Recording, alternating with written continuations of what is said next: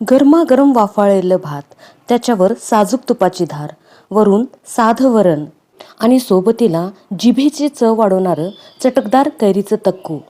आणखी काय पाहिजे? याच्याहून दुसरं सुख नाही. खरं सांगू, हे पाहताना आणि सांगताना सुद्धा तोंडाला पाणी सुटले.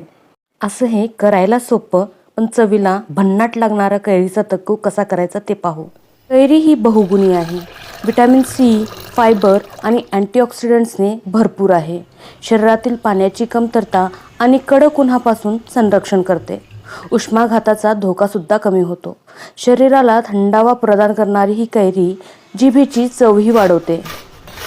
तक्कू करण्यासाठी तोतापुरी कैरी, ज्याला आपण कलमी कैरीसुद्धा म्हणतो, ती घ्यायची आहे. ही थोडीशी कमी आंबट असते. कैरी स्वच्छ धुवून पुसून साल काढून घ्यायची आहे आणि एका किसणीने याला किसून घ्यायचं आहे. कैरीचं किस हे थोडंसं जाडसर असावं, अगदी बारीक किसायची नाही. किसलेली कैरी एका भांड्यात काढून घ्यायची आहे. यात पाव चमचापेक्षाही कमी हळद, पाव चमचा जिरेपूड, पाव चमचा धनेपूड, 1 चमचा लाल तिखट आणि चवीपुरतं मीठ घालून सगळं व्यवस्थित मिक्स करून घ्यायचं आहे. सगळे मसाले कैरीच्या किसाला लागले पाहिजे. 5 ते 7 लसणाच्या पाकळ्या ठेचून घ्यायच्या आहेत.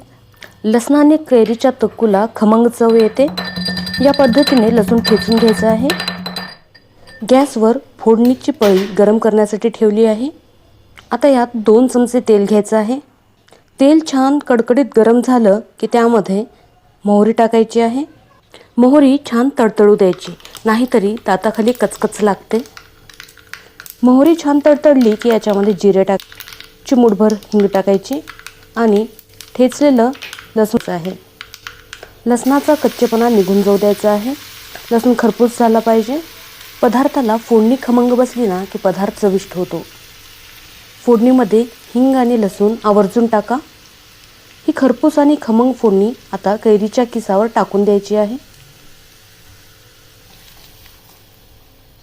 फोडणी आणि कैरीचे किस व्यवस्थित मिक्स करून घ्यायचं आहे.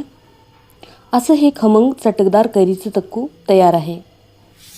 हा कैरीचा तक्कू म्हणजे इन्स्टंट लोणचे. जेव्हा तुम्ही खाणार आहात तेव्हाच बनवून खा. हा तक्कू चपाती, भाकरी, भात, वरण, खिचडीसोबत सुद्धा खाता येतो.